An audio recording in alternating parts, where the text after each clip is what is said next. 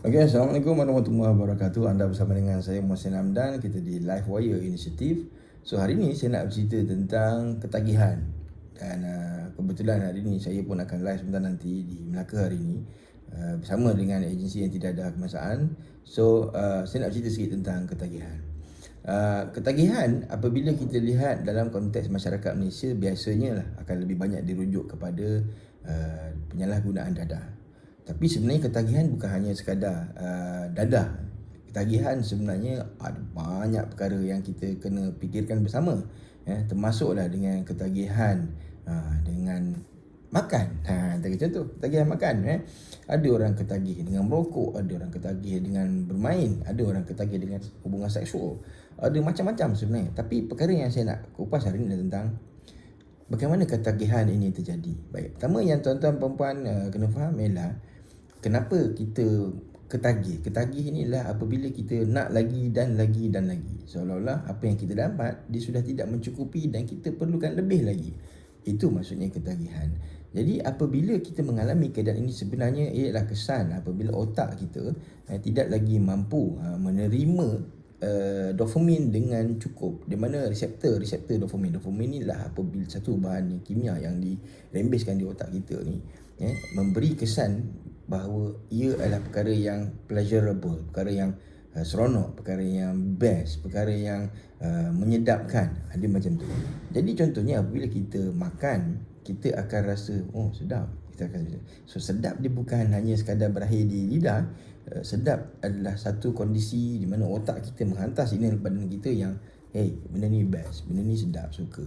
Dan apabila kita mengalami stage ketagihan, iaitu otak sudah tidak mampu lagi mengatakan yang itu cukup, dia mahu lebih lagi. Contoh, orang yang ketagih, satu dah tak cukup, dia kena dua, baru dia jadi cukup. Tapi bila dah biasa dengan dua, keadaan ni bagi conditioning, dia dah terbiasa dengan dua, dia sudah tidak lagi cukup dua, dia mahukan pula yang tiga. Jadi kesannya ialah kalau kita lihat dalam dadah contohnya, apabila penyalahgunaan berlaku, kita mula mahu dan mahu lagi. Kesannya ialah dia sudah tidak mampu berhenti untuk mengambil dadah. Tak kira lah apa juga bentuk dadah itu. Menyebabkan dia seolah-olah seorang yang memandu kereta tanpa brek. Faham maksudnya? Dia tak ada kemampuan untuk berhenti. Mandu kereta jalan tapi tak mampu nak berhenti. Itulah dia apabila dia mengalami satu bentuk ketagihan.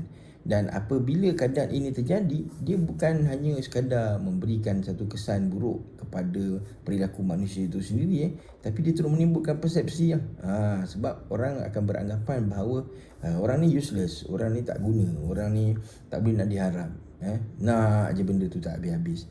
So ini turut berlaku kepada orang yang obes. Sebab tu selalu kita nampak body shaming berlaku kerana orang beranggapan bahawa orang yang obes ini orang yang tak mampu mengawal diri, orang yang gagal menguruskan kendiri dia sendiri, gagal menguruskan diet dia.